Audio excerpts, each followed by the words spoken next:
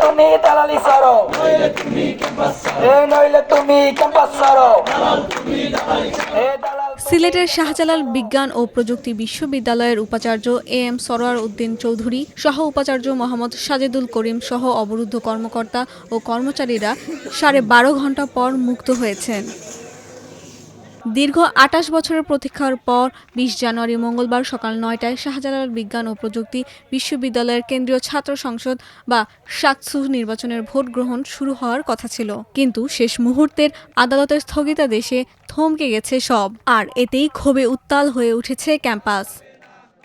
শাকসু নির্বাচন 4 সপ্তাহের জন্য স্থগিতের প্রতিবাদে টানা দ্বিতীয় দিনের মতো অবস্থান কর্মসূচি ও বিক্ষোভ পালন করছেন সাধারণ শিক্ষার্থী এবং বিভিন্ন প্যানেলের প্রার্থীরা। ছাত্র দলের নেতৃবৃন্দ এবং তারা একজনকে প্ররোচনা দিয়ে হচ্ছে যে রিট করিয়েছে, এটা আপনাদের সামনে উপস্থিত হচ্ছে। তো একটা দলের পুরা হাইকমান্ড পর্যন্ত এই ছোট্ট পেরিফেরিতে আমাদের এই নির্বাচন বন্ধের জন্য কাজ করছে। তো স্বাভাবিকভাবেই তাদের বিশাল আইনজীবী প্যানেল, বিশাল শক্ত আইনজীবী এরা থাকার কারণে তারা সহজেই এটাকে প্রভাবিত করতে পারছে। সেই জায়গায় আমরা শিক্ষার্থীরা আমাদের আসলে আমাদের বিশ্ববিদ্যালয় প্রশাসন ছাড়া আমাদের কেউ নাই।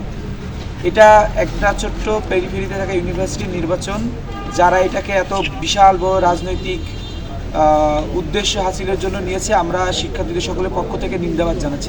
ঘটনার শুরু গত সোমবার 19 জানুয়ারি। হাইকোর্ট নির্বাচন স্থগিতের আদেশ দিলে দুপুরে 12:30টার দিকে বিশ্ববিদ্যালয়ের প্রশাসনিক ভবনে তালা ঝুলিয়ে দেন আন্দোলনকারীরা। এর ফলে উপাচার্য, সহ উপাচার্য সহ অনেক কর্মকর্তা ও কর্মচারী ভেতরে আটকা পড়েন। টানা 12.5 ঘণ্টা অবরুদ্ধ থাকার পর রাত 1টার দিকে শিক্ষার্থীরা তালা খুলে দিলে তারা মুক্ত হন। বিশ্ববিদ্যালয় প্রশাসন আইনি লড়াই চালিয়ে যাওয়ার আশ্বাস দিয়েছেন। তারা জানিয়েছেন, চেম্বার আদালতের সিদ্ধান্ত অনুকূলে আসলে তার পরের দিনই ভোট গ্রহণ শুরু হবে। কিন্তু শিক্ষার্থীরা মঙ্গলবার দুপুর 12টা থেকে আবারও প্রশাসনিক ভবনের সামনে জড়ো হয়ে বিক্ষোভ শুরু করেন। বিক্ষোভকারীরা ক্যাম্পাস জুড়ে নানা স্লোগান দেন।